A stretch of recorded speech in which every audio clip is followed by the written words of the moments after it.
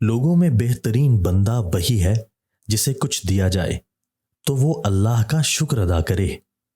کسی مالدار کو اس کی مالداری اللہ کے ہاں کوئی کام نہیں دے سکتی۔ ہر حاکم اپنے اپنے صوبہ میں امن و امان کا ذمہ دار ہوتا ہے۔ تم خیر سے رہو گے جب تک اپنے بھلے لوگوں سے محبت کرتے رہو گے۔ کسی آدمی کا اہل علم کے ساتھ چلنا، آنا جانا اور بیٹھنا اس کی دینی سمجھداری میں سے ہے۔ بڑے یقین والے کی نیکی کا ایک ذرہ دھوکے میں پڑے ہوں کی پہاڑوں جتنی عبادت سے افضل ہے۔ خیر یہ نہیں کہ تیرے مال و اولاد کثرت سے ہوں، بلکہ خیر یہ ہے کہ تیرا علم بڑا ہو، عمل زیادہ ہو اور اللہ کی عبادت میں لوگوں سے مقابلہ کرے۔ خیر کا سکھانے والا بندہ سیکھنے والا اجر میں برابر ہے۔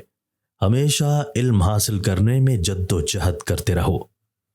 اپنی صحت کو ایسی آزمائش کے آنے سے پہلے غنیمت سمجھ جسے بندے دور نہ کر سکتے ہوں۔ اے مالدارو، اپنے مالوں کو اپنے چمڑوں پر ٹھنڈا کر لو اس سے پہلے کہ ہم اور تم اس میں برابر ہو جائیں۔ تم میں جو اچھا ہے اپنے ساتھی سے کہتا ہے کہ آؤ مرنے سے قبل روزہ رکھ لیں۔ تم میں جو برا ہے وہ اپنے ساتھی سے کہتا ہے کہ آؤ مرنے سے قبل کھا لیں اور عیش کر لیں۔ دنیا کو تم نیا کر رہے ہو اور اللہ تعالیٰ اس کو ویران کرنا چاہتا ہے۔ اللہ اپنے ارادے پر غالب ہے، جو تلاش کرتا ہے وہ پا لیتا ہے۔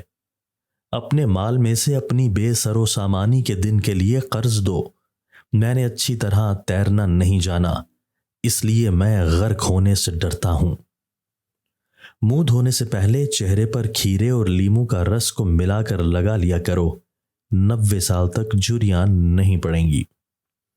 جو موت کا ذکر بار بار کرتا ہے اس کو خوشیاں کم ہی ملتی ہیں اور اس کا جسم کمزور پڑتا چلا جائے گا۔